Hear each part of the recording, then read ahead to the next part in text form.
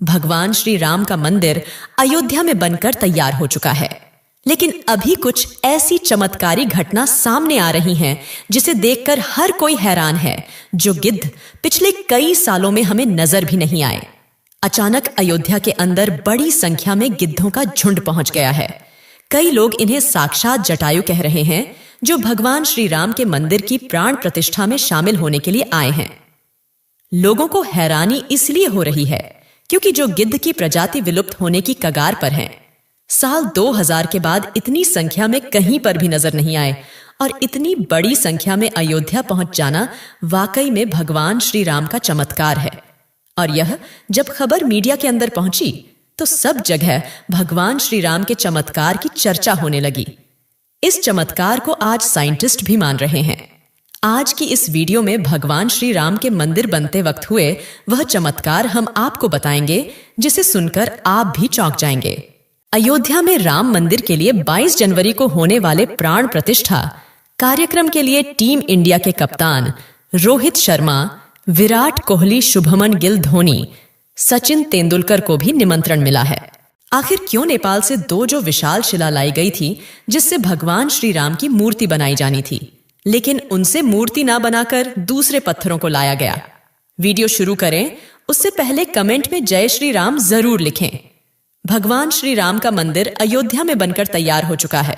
22 जनवरी को राम लल्ला की प्राण प्रतिष्ठा की जाएगी, लेकिन उससे पहले ही चमत्कार के ऊपर चमत्कार देखने को मिल रहे हैं। सबसे पहला चमत्कार तब हो गया जब लोगों को अचानक जटायु के वंशज गिद्ध आसमान में उड़ते दिखाई दिए। यहां तक कि भगवान श्री राम के भक्त इन्हें राम मंदिर की प्राण प्रतिष्ठा में आए मेहमान मान रहे हैं, क्योंकि पिछले कुछ सालों में यह प्रजाति विलुप्त सी हो गई थी। लेकिन राम मंदिर की प्राण प्रतिष्ठा नजदीक आते ही अयोध्या के आसपास बड़ी संख्या में गिद्ध आ पहुंचे हैं। लोग इस करिश्मे को देखकर पूजा भी कर रहे हैं, क्योंकि गिद्ध ऐसा प्राणी है जो भारत से विलुप्त हो चुका है। ऐसे में प्रभु श्री राम की प्राण प्रतिष्ठा से पहले ही वह कैसे दिखे, इसे लोग भगवान का चमत्कार मानकर पूजा कर रहे हैं। अब दोस्तों, यह इतनी बड़ी बात कोई संजोग तो नहीं हो सकती है। दोस्तों, कुछ बुद्धिजीवी लोग रामायण के होने पर ही सवाल उठाते हैं। उन लोगों का मानना है कि रामायण असल में एक कहानी थी। मगर दोस्तों, आज भी रामायण से जुड़े हुए कई सारे ऐसे सबूत मौजूद है जो हर किसी को मानने के लिए मजबूर कर रहे हैं। भगवान राम ने जो पुल बनाया था लंका जाने के लिए, वह आज भी मौजूद है। उसे वैज्ञानिकों ने भी माना है। वैज्ञानिकों ने उसे देखकर कह दिया कि यह कोई प्राकृतिक नहीं है, बल्कि यह इंसानों द्वारा बनाया गया पुल है, और जिस जगह पर वह पुल बनाया गया था वह आज भी उसी जगह पर मौजूद है। उस समय भगवान श्री राम ने अपने चमत्कार से पत्थर को पानी के अंदर तैरा दिया था, और उन तैरते हुए पत्थरों पर कदम रख के वानर सेना लंका में गई थी। दूसरा सबसे बड़ा सबूत खुद रावण की लंका है। रावण की लंका आज भी मौजूद है, और यह चमत्कार भी बहुत बड़ा सबूत है। जटायु गिद्ध प्रजाति से ताल्लुक रखते थे, वहीं जटायु भगवान श्री राम के परम भक्त थे। दोस्तों, जटायु और भगवान श्री राम के बारे में रामायण में भी कई बार हमें जिक्र मिलता है। त्रेता युग में जब भगवान श्री राम को अपने पिता द्वारा वनवास का आदेश मिला था, तब पंचवटी में भगवान श्री राम की पक्षीराज जटायु से मुलाकात हुई थी। पक्षीराज जटायु माता सीता को अपनी पुत्री के समान मानते थे। दरअसल जब रावण माता सीता को हरण करके ले जा रहा था, तब जटायु ने ही लंकापति रावण को सीता माता की रक्षा के लिए युद्ध किया था। वही जटायु जिन्होंने अपने पंखों से रावण को बहुत चोट पहुंचाई थी। रावण के शरीर को जटायु ने लहूलुहान कर दिया था। इस संघर्ष में जटायु ने अपने प्राणों की आहुति दी थी। छत्तीसगढ़ के दंडकारण्य में गिद्धराज जटायु का मंदिर है। यह वह स्थान है जब सीता का अपहरण कर रावण पुष्पक विमान से लंका जा रहा था, तो सबसे पहले जटायु ने ही रावण को रोका था। राम की राह में जटायु पहले शहीद थे। राम कथा में प्रसंग आता है जब जटायु के भाई संपाति ने कहा कि मेरे पंख कमजोर है, मगर आंख दूर की चीजें देख सकती है, इसलिए लोग इन्हें साक्षात जटायु के वंशज मान रहे हैं। दोस्तों, अयोध्या नगरी के अंदर ही भगवान श्री राम का जन्म हुआ था, जिसका जिक्र वाल्मीकि की रामायण में भी है। सालों तक चले राम राज्य के बाद जब श्री राम ने जल समाधि ले ली, तो अयोध्या नगरी सुनी हो गई। पौराणिक मान्यताओं के अनुसार उज्जैनी के राजा विक्रमादित्य जब यहाँ आखेट करने आए, तो उन्हें उजाड़ भूमि पर कुछ चमत्कार दिखाई देने लगे। खोज की तो पता चला कि यह श्री राम की जन्मभूमि है। इसके बाद उन्होंने यहां श्री राम के भव्य मंदिर का निर्माण कराया, जिसमें काले रंग के कसौटी पत्थर वाले चौश स्तंभ थे। समय समय पर यहां राजाओं ने मंदिर की देखभाल की, लेकिन 14वीं शताब्दी में जब भारत में मुगलों का शासन हुआ तो श्री राम जन्मभूमि को नष्ट कर वहां बाबरी मस्जिद बना दी गई।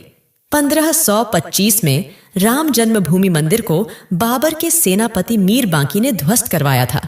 बाबरी मस्जिद की 3 गुंबद थी, जिसके बाहरी हिस्से में एक चबूतरे में श्री राम के बाल स्वरूप की पूजा होती थी। इसे राम चबूतरा कहते थे, लेकिन 1949 में बाबरी मस्जिद के मुख्य गुंबद के ठीक नीचे वही मूर्ति निकली जो सदियों से राम चबूतरे पर विराजमान थी। बाबरी मस्जिद और राम जन्मभूमि मंदिर पर सालों चले विवाद के बाद आखिरकार श्री राम की अपनी जन्मस्थली पर प्राण प्रतिष्ठा हो रही है। अब एक सवाल यह है कि आखिर अयोध्या में भगवान श्री राम की मूर्ति बनाने के लिए नेपाल से 2 विशाल पत्थरों को लाया गया था। इन पत्थरों को लाने के बाद आखिर क्यों उन पत्थरों से मूर्ति नहीं बनाई गई? ऐसी क्या वजह थी कि नेपाल के उन 2 पत्थरों की जगह दूसरे पत्थरों का इस्तेमाल किया गया?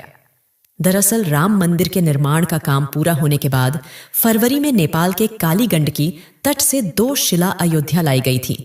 इन 2 शिला का वजन 14 टन और 27 टन था। शुरुआत में इन शिला से राम मूर्ति बनाए जाने की बात सामने आई, लेकिन बाद में पता चला कि इन शिला को राम मूर्ति बनाने के लिए उचित नहीं पाया गया। भारतीय मीडिया में छपी कुछ खबरों के मुताबिक इन पत्थरों से मूर्ति नहीं बनाए जाने की एक वजह राम मंदिर से जुड़े संतों की ओर से जताई गई आपत्ति थी। खबरों के मुताबिक कुछ संतों का मानना था कि इन पत्थरों को मूर्ति निर्माण में इस्तेमाल नहीं कर सकते, क्योंकि कालिंदी की चट्टानों को तोड़ा नहीं जाना चाहिए, क्योंकि वे शालिग्राम के बराबर हैं।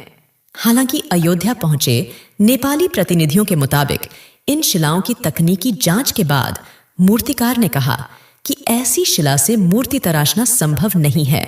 इसके बाद दूसरे पत्थरों से मूर्तियां बनाई गई। नेपाली प्रतिनिधियों के मुताबिक 27 टन वजनी शिला पर मूर्ति तराशने की कोशिश की गई थी, क्योंकि 14 टन वजनी शिला को शालिग्राम माना गया, लेकिन 27 टन वाली शिला भी उपयुक्त ना पाए जाने के बाद दोनों शिलाओं को राम मंदिर निर्माण स्थल के पास रखा गया है। भारतीय मीडिया के मुताबिक राम मंदिर के गर्भगृह में रखने के लिए देश की अलग अलग जगहों से लाए गए पत्थरों से 3 मूर्तियां बनाई गई हैं। इनमें से सबसे अच्छी मूर्ति का चयन कर उसे गर्भगृह में स्थापित किया जाएगा। दोस्तों, अयोध्या में दुनिया का सबसे बड़ा विशाल मंदिर बन रहा है। लोग बेसब्री से इंतजार कर रहे हैं। राम मंदिर के लिए कुल 67 एकड़ जमीन है, जिसमें 2 एकड़ में मंदिर बन रहा है। पहले मंदिर के मुख्य शिखर की ऊंचाई 128 फीट थी, अब यह 1661 फीट होगी। 3 की जगह 5 गुंबद और एक मुख्य शिखर होगा। वैसे तो साल 2020 में ही काम शुरू कर दिया गया था। प्रधानमंत्री नरेंद्र मोदी ने 5 अगस्त 2020 को अयोध्या में राम मंदिर की आधारशिला रखी थी। साल 1992 में बाबरी मस्जिद को ढा दिया गया था, जिसके बाद हिंदू पक्ष और मुस्लिम पक्ष के बीच इलाहाबाद हाई कोर्ट से लेकर सुप्रीम कोर्ट तक लंबी कानूनी लड़ाई चली। इसके बाद नवंबर 2019 में ऐतिहासिक फैसला सुनाया और आदेश दिया कि अयोध्या में विवादित जमीन पर मंदिर बनाया जाए। इस फैसले में यह भी शामिल था कि केंद्र सरकार मस्जिद के निर्माण के लिए सुन्नी वक्फ बोर्ड की 5 एकड़ वैकल्पिक जमीन उपलब्ध कराए।